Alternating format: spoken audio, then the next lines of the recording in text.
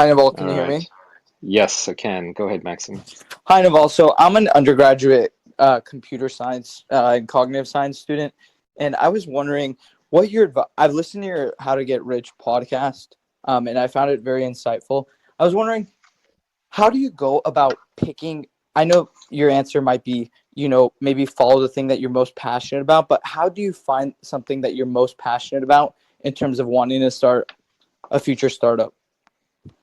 Yeah, so passion. Okay, so my answer on these things is usually not find out what you're most passionate about. That's actually a very unimaginative answer, and that's the really old answer where it's like people will either say, your parents will say do what's practical, and all the books will say do what you love. I don't think either is actually quite correct. I think the way that I like to phrase it, which is nuanced, and it's important to get the whole thing, is you want to find what feels like play to you, but looks like work to others. So both of those are true. Both of those have to be simultaneously true. So feels like play to you is the what you're passionate about part. So you'll naturally be good at it, you're into it, you're curious about it, you enjoy doing it, but looks like work to others, that is equally important. That means that it has, in society, that thing is seen as work by other people, and therefore it is likely to have some value. So you want to find the intersection of those two.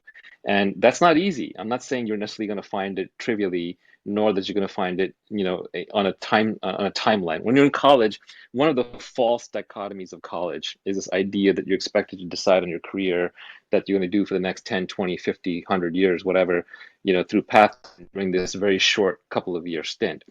And unfortunately, I think we lock people into lifetimes of drudgery where they basically say, well, I'm going to go be a lawyer. They go to law school, now they're locked into law, whether they love the law or not, or the practice of law or not, or investment banking or medicine or what have you. These are straitjackets. It's like too early, especially now as careers have gotten longer and people live longer, getting them to commit for like their entire lives based on this short stint is too much.